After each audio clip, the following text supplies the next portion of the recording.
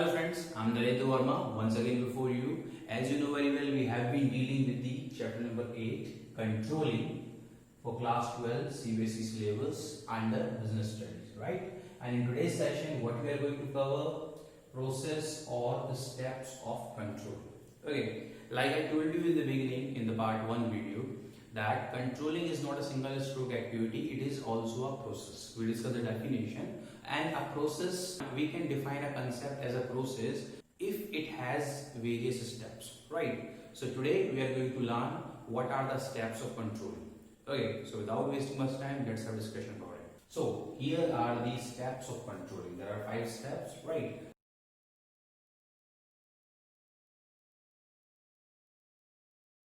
But to remember all these in a set sequence, I have prepared a code, because we cannot change the sequence of these. Very first this step will be done, then this, and then after this, and at last this, right? So the code is there to remember all these steps in the same sequence. I just write it down, then I'll have a discussion about it. But you know very well the code is going to be unusual one. Fine. She may carry a tool. Imagine a situation, suppose there is a lady, she is carrying a tool instead of carrying a bag. Okay, generally the ladies carry a bag with them whenever they go to the market, but you try and imagine they are not carrying the bag, they are carrying a tool. Okay, so unusual one, it will definitely leave impression on your mind for a longer period.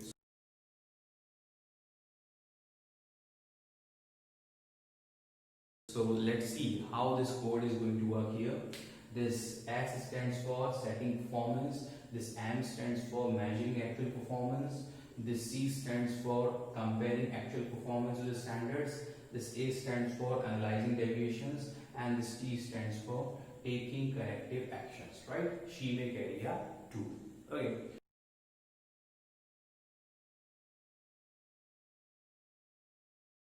So now let's understand these steps one by one in detail. Okay. So the first step is setting performance standards, right? See, right now we are going to exercise the function of controlling, right? And to evaluate whether the targets were achieved or not, we need to very first set the standards. Means we need to bring out all the targets which were set at the time of plan, right? If these were not set, then it is a time to set them. Okay, because we have got the result. This is the actual performance, which is the second step. I'm going to discuss about it as well. Okay, but it will be of no use to evaluate the actual performance, whether it was good, better, bad, unless we have standards to compare, right? So very first, it is mandatory or necessary for us, if we really want to exercise the function of controlling, that we have standards, right? Because the standards work as yardstick or a kind of benchmark by which we can compare. Okay, you can take the example of your examination. Fine, there is a standard of passing in an examination, that is 33% marks. Okay, so these 33% is what? Standard. It works as a yardstick to evaluate whether a student has passed that particular examination or not. Okay, if he secures 33% marks, he is passed. If he has not secured, he is failed. Okay, so this 33% is what? The yardstick or the standard. Similarly, here in the organization, for everything, the standards are fixed. Okay, I would like to give you an example. Fine, we want that a worker is supposed to give at least 6 hours honestly to the work. So that is what the standard. If he gives less than 6 hours, then definitely the work is not happening in the manner in which you want. Okay, if he gives more than that, then it's okay, there is no problem, but at least 6 hours should be given. So we set that standard. Okay, similarly, we can set the standard of any output to be produced. Means these many units we need to produce by the end of this month, or by the end of the quarter, or by the end of the year, right? If we achieve the target, that's okay, we are going in the right direction. If we do not achieve, then we need to think about it, right? So for the comparison, we need a base, right? And that base is created in the first step of controlling, that is was setting performance standards, right? And while setting the standards, one thing has to be kept in the mind by the management, that the standards should be flexible, so that if there are changes in the business environment, accordingly modifications can be made in the standards, right? So these need to be flexible. Okay, one more thing I would like to tell you, these standards can be there of two types, in quantitative terms and in qualitative terms, but the preference is given to quantitative terms. Why? Because it's easy to compare, right? Like I gave you the example of this 33%. Out of the 100%, 33% if anybody achieves, we consider him passed. Okay, so it's easy to compare. So this is what the example of quantitative terms. If instead of this I would have kept that if any students performs good in the examination, he will be considered passed. Now this is the subjective statement, right? However, this standard is there in the qualitative term, but it's very difficult to evaluate it. Why? Because somebody thinks that 50% marks are good, somebody thinks that 75% marks are good, somebody thinks that 90% marks are good. Okay, so it is what the subjective statement. It's very much difficult to evaluate the performance of a kid. Okay, so that is why in the organization as well, the preference should be given to set the standards in quantitative terms. Why? Because it becomes easy to compare. But there are few things for which we have to set the standards only in qualitative terms, like motivation level of employees. We cannot measure it in terms of quantity, right? We can measure it only in terms of quality.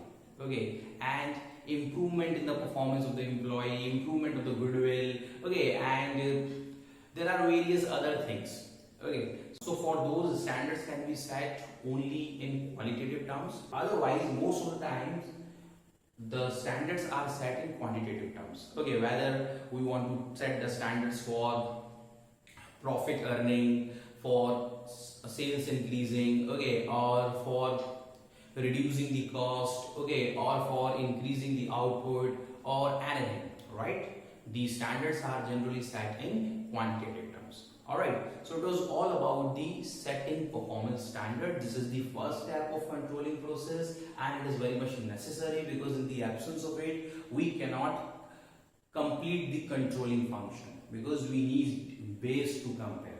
Understood the point? Okay, it's like you have a balance. You must have seen a balance when you go to a vendor. Okay, when he weighs the thing, like, okay, so in a balance, what happens? The person will keep your product here, but here what will be kept? Weights, and these weights are what? Fine. So to compare, we always need these standards. Only then the comparison can be done. Okay.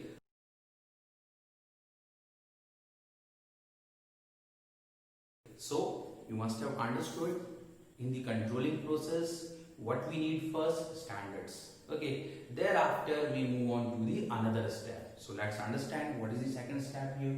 So the second step is measuring actual performance.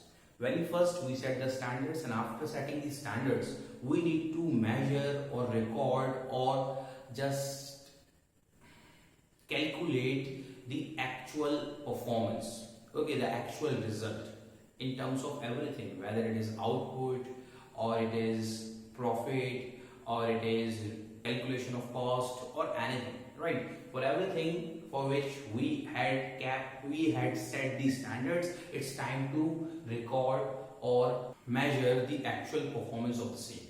Okay, and for measuring the actual performance, few techniques can be used, like a manager can measure the actual performance through personal observation. He goes and checks the thing and comes to know what is the actual performance or actual result.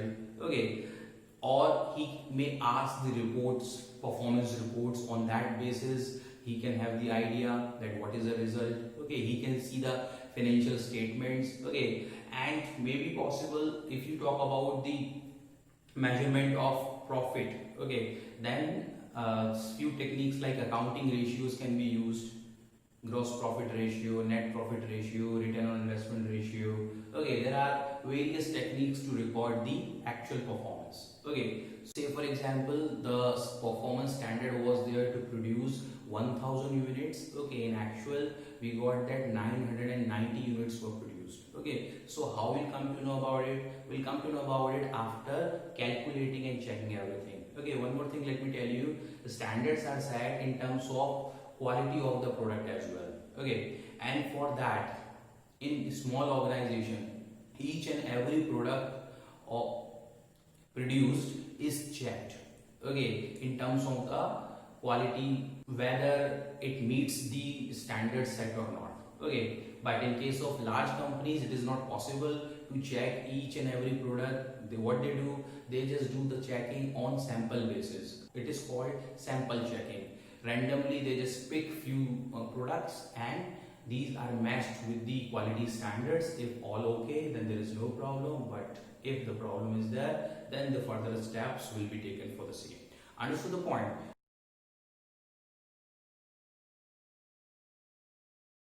Okay, so first step was there to set the performance standard. Second step was there to measure the actual performance. Now let's move on to the third step, which is very much important one. So the third step is comparing actual performance with standards. That's very much important one. Why? Because at this level only we will come to know the result of evaluation. Okay, I just gave the example of this balance. Okay, say for example we put here 1 kg weight. Fine, and we need to weigh the sugar. The product is sugar. Okay, we just put the sugar here. Then we'll compare. The standard is 1 kg. Then we see the quantity of sugar. Okay, it has to be there 1 kg. Say for example, we put a lot quantity here and that is making it heavier. Fine. And that is making it heavier. It is going downside. It means what? It is more than 1 kg. Okay. And if we put less, then what's going to happen? It will go upside. That will go downside. It means we are having sugar quantity less than 1 kg. So this is known as comparison. Okay. Similarly here, in the organization, standards have been set, actual performance has been recorded. Now it's time to compare. Okay. Standard was there to produce 1000 units. Actual performance is 990 units. Means what is the difference? We'll see the difference. 1000 minus 990, that is 10 units. Fine. So here we need to see whether there is the difference between the planned performance and actual performance. Okay. So result of the comparison has to be either positive or negative. Okay, which is known as deviation. That we are going to learn in the next step. Okay, deviation can be there positive as well as negative. Okay, this is the example of negative deviation. Positive example can be there if we produce 1100 units. That is what the actual performance, and the standard performance was to produce 1000 units. Means in that case 100 units extra produced, okay, are the example of positive deviation. Okay, so positive deviation is good for any organization, but the negative deviation is creating the problem. But whether we have positive deviation or negative deviation or no deviation, that we will come to know only by comparison. Okay, very first we need standard performance, then we need actual performance, and then we compare them.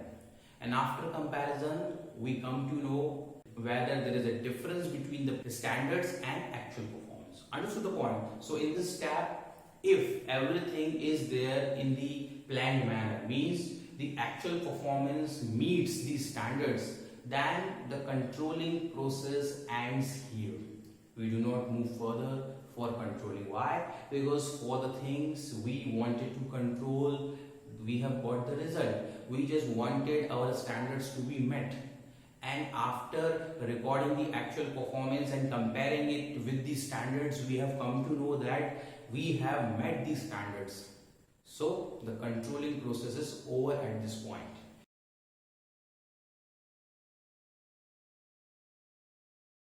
But if we do not meet the standards, then the controlling process does not end. Then there are two more steps further that we need to take. Understood?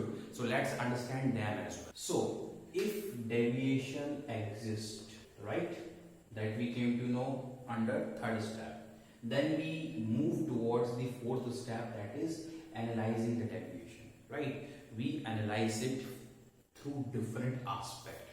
Okay, what is the meaning of deviation? Deviation means difference between actual and standard performance, right? And deviation can be there of two types, one negative and another positive, as I told you.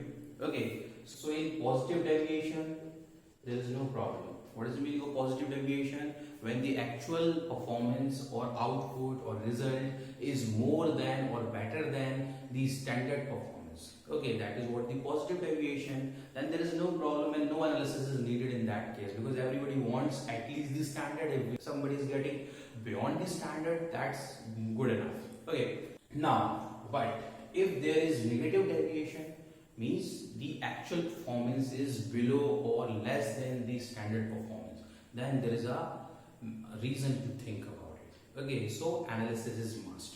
Now here in this negative deviation, we need to understand the difference between significant difference and insignificant difference.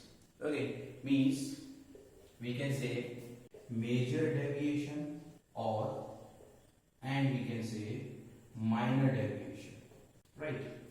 See, minor deviations are ignored, but major deviations need attention. These cannot be ignored.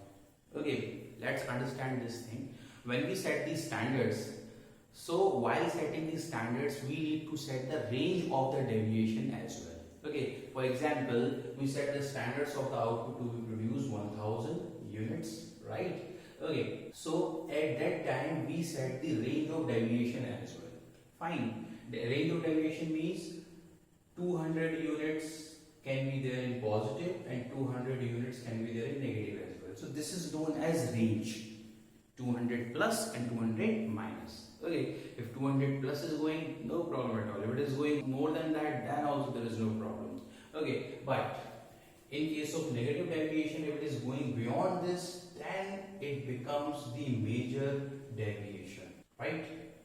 If, say for example, the organization produces 990 units, 900 units, even 800 units, then this deviation will be treated as minor deviation. Okay, or we can say the insignificant difference, which can be ignored. But when the difference becomes significant, which cannot be ignored and needs deliberate attention, okay, so for that analysis is required. Analysis is done. Okay, this is done. Why? Because in big organization it is not possible to control each and every activity.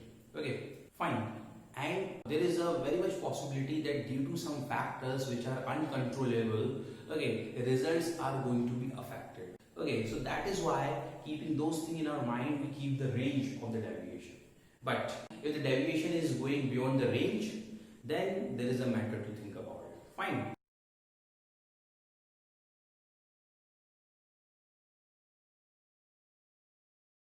Moreover, one more thing is kept in mind while analyzing the deviation, that the organization should focus on critical points. Okay, means everything cannot be checked and controlled every time. The manager should focus on the activities more which can affect the entire and overall organization in drastic manner. Okay, little things can be ignored. Little areas or less important areas can be ignored. Okay, whether there is a change in that, whether there is a huge difference in that, these can be ignored because these are not going to affect the performance of the entire organization. But if there is something critical area, fine, then the organization cannot avoid it or ignore it. It has to take attention on it. Okay, so this is done in the organization. So, as I told you, there are two things here.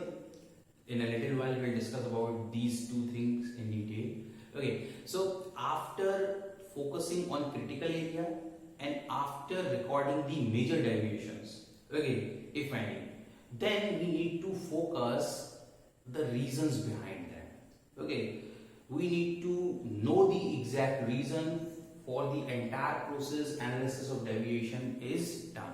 Okay, we need to know why there was the huge difference, why we could not match our standard. Okay, there may be defective machinery, there may be lack of attention from the side of the worker, there may be some causes which are uncontrollable by the organization, there may be some causes related to standards, maybe possible the standards were unrealistic, maybe possible the machinery was defective, the process was defective, okay, some structural drawbacks were there, okay, any kind of reason can be there, fine, but the actual reason has to be found out so that corrective actions can be taken for the same, which is the last step. We'll be having discussion about that as well. Okay, so in this step we need to just find out the causes or reasons behind the major deviations, especially in case of critical point areas.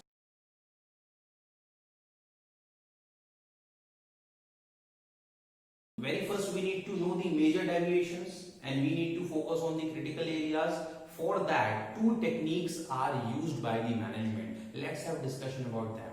Okay, so critical point control and management by exception. These are known techniques of analyzing deviation, or you can name them the principles of management control. Okay, very first let's talk about critical point control. As I was talking to you about keeping the focus on the important areas which are known as key result areas. In short, we can say KRAs. Fine. See, there are various activities, operations, okay, expenses and things happening in the organization. A management cannot keep control on everything. It cannot focus all the time on everything. Fine, because everybody has got limited hours to work. So what the management is supposed to do, it is supposed to give more focus on the critical point areas, which are also known as key result areas. Key result areas means which the activities or the operations which can cast very huge impact on the performance of the entire organization. Okay, these are known as key result areas. Fine. I'll just give you one example so that you can understand in better way. Okay, say for example that while controlling, a manager comes to know that the printing expenses in comparison to last year have gone increased by 100%. Means if earlier printing expenses were 1000, now these are happening 2000. Okay, problem. It's a matter to think, but on the same point, they just focused on one more thing, that labor cost earlier was 10,000, okay, and there is the 10% increasement in that, and there is the 50% increasement in that, and it has become 15,000. Right? Now, management has to think that they need to focus on this or that. However, there is the increasement in printing expenditure by 100%, and here the increasement is there by 50%. But even then, this is the key result area. Why? This is the KRA. This is the KRA. Why? Because this is the cost that can affect the total cost of production. And when the total cost of production is going to increase, and you cannot increase the selling price, then definitely your profit is going to decline. Fine. Okay, so you should try your level best to control this cost. Why it is going 50% up? It should not go. You should try your level best to control it. This is what the key result area. This is the matter to think more in comparison to this, because this is not going to create very huge impact on your profit or the entire performance of the business. Okay, I'm not saying this is creating no impact, but I'm saying that it is creating less impact in comparison to its impact. That's what. That is why it is known as key result area. So management should focus on such activities or operations more. Okay, so this process is known as critical point control, right? Means the management should have special focus on critical points. So this is the critical point. Okay, every management identifies what are the critical points and they focus more on that to control them so that they may not increase, because if any increase takes place in those, then definitely entire organization is going to suffer. Okay, that will be typical for the organization. Fine, because these are the critical points. Understood the point? Okay, so doing this kind of control is known as critical point control. Okay, now let's talk about management by exception. What is the meaning of it? A few moments back I talked about the major deviation or minor deviation here, right? I talked about the setting the range. Okay, this works on a concept like if you try to control everything, you end up controlling nothing. Okay, so what you should focus on? You should focus on some significant difference, not insignificant difference. Means if you have set the range of deviation, if the deviation is there within the limit of that range, then there is no problem, ignore it. Means you set the target of 1000 units, if it is 990, 900 or 800, ignore it, it's a minor deviation. But if it goes beyond it, say for example, the output produced was 750 units, then this is the major deviation. Right? Now you need to focus it. Ignore up to this level, but beyond that, have a special focus. Okay? So this technique is known as management by exception. Just focus on the exceptional thing. This is the exceptional. This is the normal and natural thing. It happens due to some uncontrollable factors. Okay? That is why we set the range. Fine. But when it is going beyond the range, then it's a matter to think. What is the reason behind it? Okay, so management should exercise the control by applying the principle of management by exception.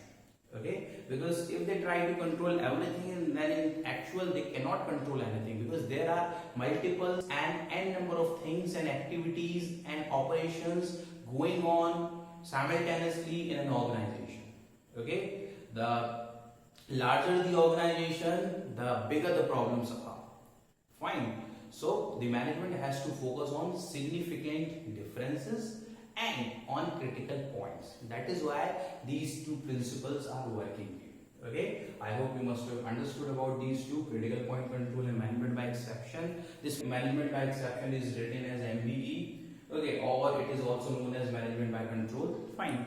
So these are important ones. Sometimes in the examination these are asked in 1 mark question, or some case studies can be there based on these. So remember these.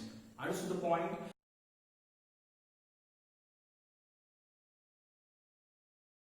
Now let's move on to the last step of controlling function.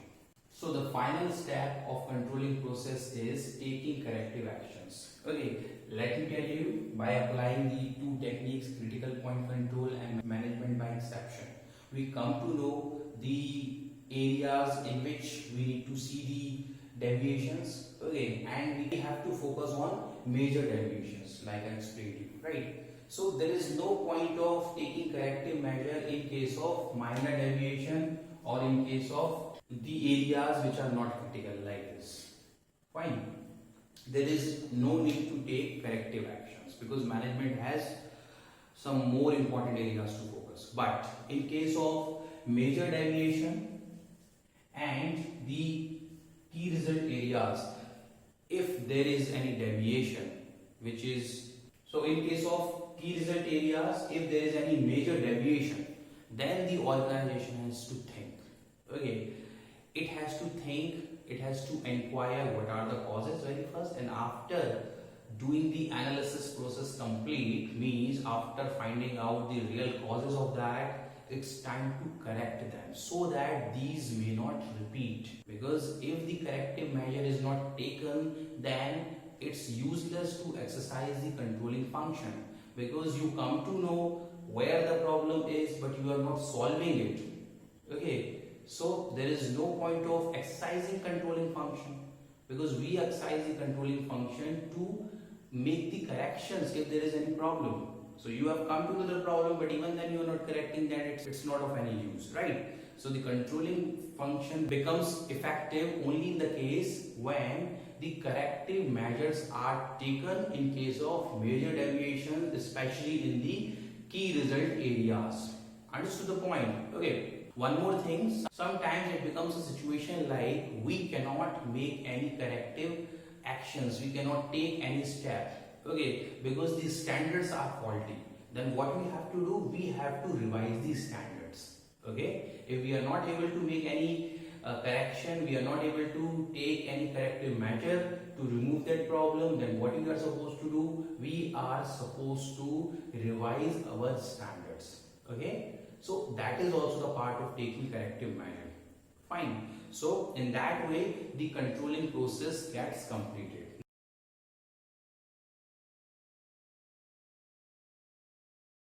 Now I would like to show you few causes of deviations and what can be the possible corrective measures for the same.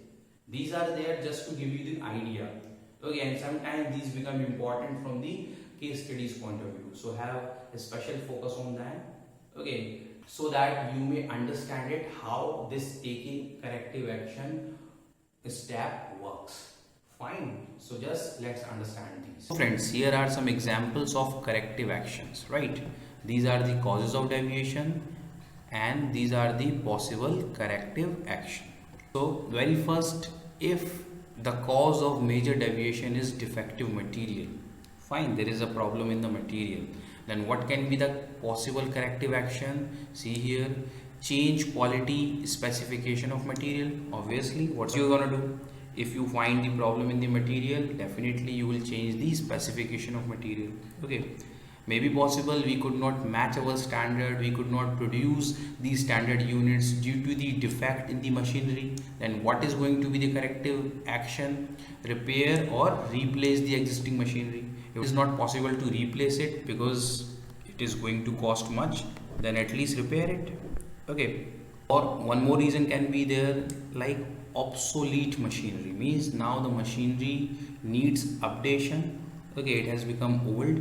So in that case, undertake technological upgradation of machinery. Obviously, whatever is required, that needs to be done.